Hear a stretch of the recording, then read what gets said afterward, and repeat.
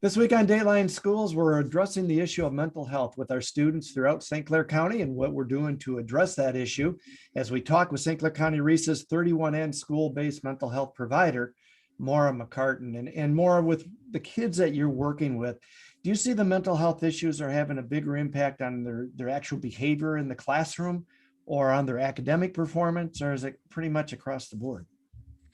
I think it's a little bit challenging to try to parcel out the two things. I think they certainly go hand in hand. The academic piece, it has been such a shift for everybody, and from teachers to students to parents.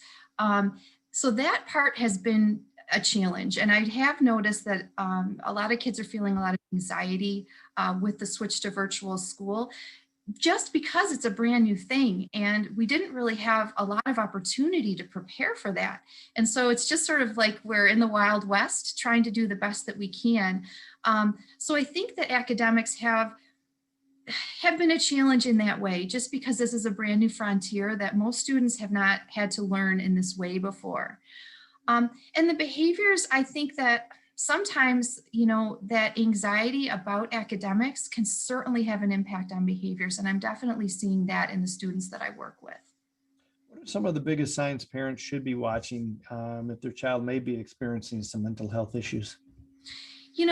The biggest thing is just to be looking for changes. I mean, parents know their children better than anybody. So if you're starting to notice changes in them, gosh, they just don't seem like they normally are.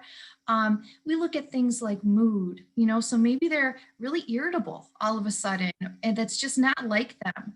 Or maybe you're seeing disturbances in their sleep patterns, or maybe in their eating patterns.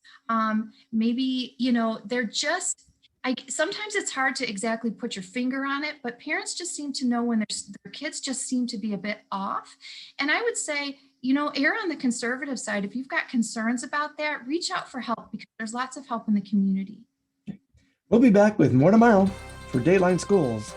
I'm Terry Harrington.